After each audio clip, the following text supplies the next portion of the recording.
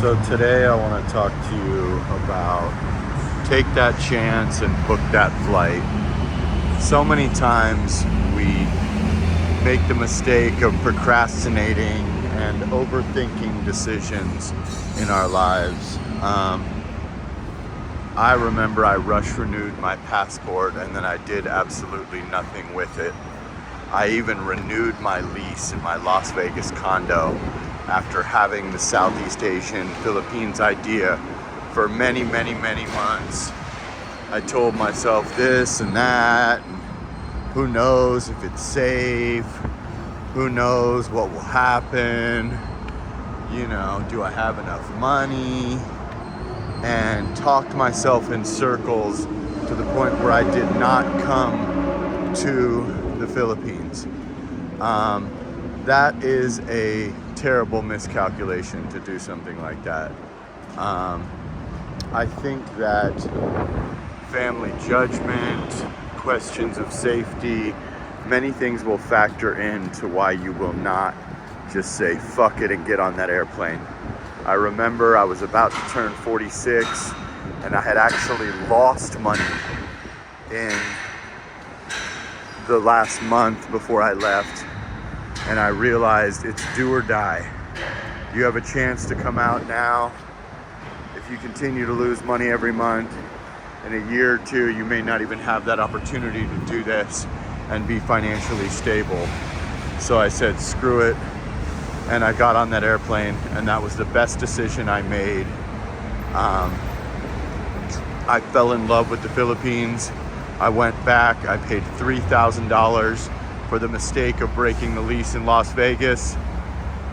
I turned my car into a piece of furniture essentially, canceled my registration, canceled my insurance, turned in the license plates, got a 10 by 25 storage unit that I'm still paying for, and I never looked back. I could have very easily never came. I always say my life in America was a solid 7. It really wasn't bad at all, but it certainly wasn't as good as it is now and what it can be in Southeast Asia if you can simply just figure out the finances of it. Obviously, that's the $1 million question. Everybody wants to know, how do I make a living? How do I make a living? How do I make a living? But at the end of the day, if you have a good amount of savings, or you can even make, $1,000, $1,200, whatever a month, that can work, to supplement your money. And you do always have a Western passport. And like I know for myself, if hell freezes over, I could always go home and work for a year. Obviously that's not the goal, but you could certainly visit with family and stack some money for a year if you had to. At the end of the day, I just think too many guys, permanently procrastinate and ponder the thought and never make it to the Philippines, which is what I could have easily done. Now, is it going to be right for everybody? No. Don't abandon young children to move here permanently. If you have obligations, you must fulfill them, whether that be taking care of your parents, your children. Some people got multiple mortgages, they got this, that. I get it. If you got serious health problems, any of those things, that's a legitimate reason to not come.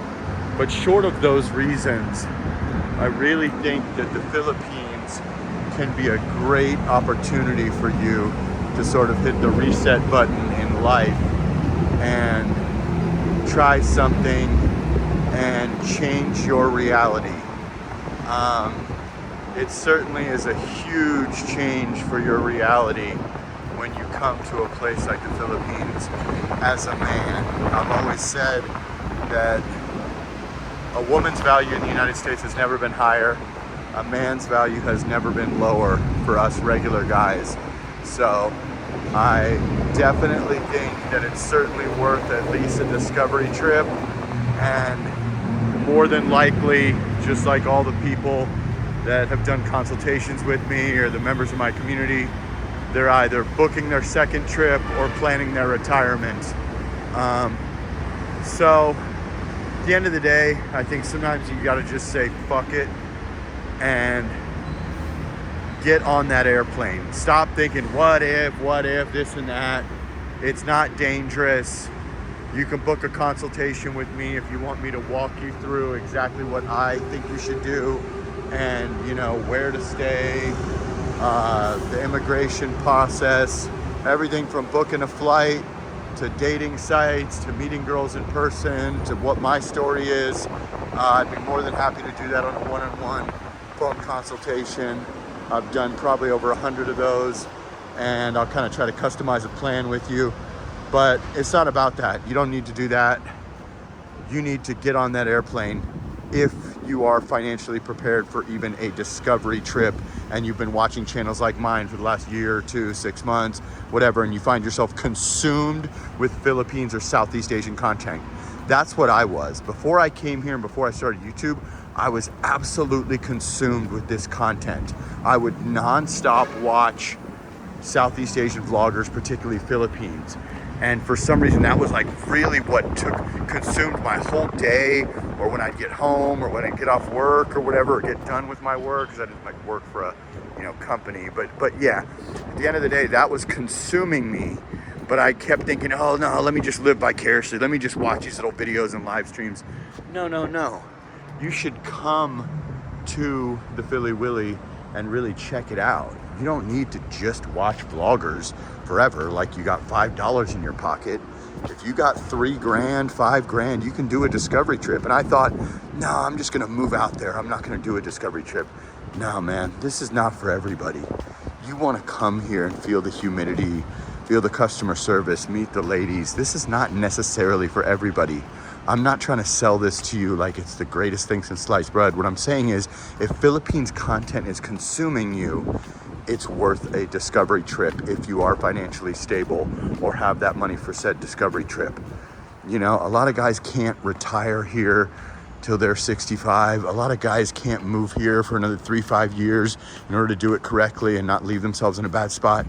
But you want to see what you're getting yourself into before you sell your house and your car and just, wing it because you saw a bunch of vloggers that said it was the greatest thing since sliced bread.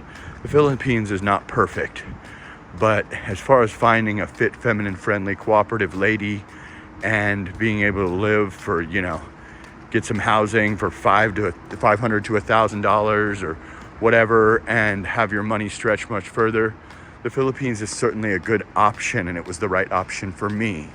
But had I not just had that F it attitude, I would have never got on that plane.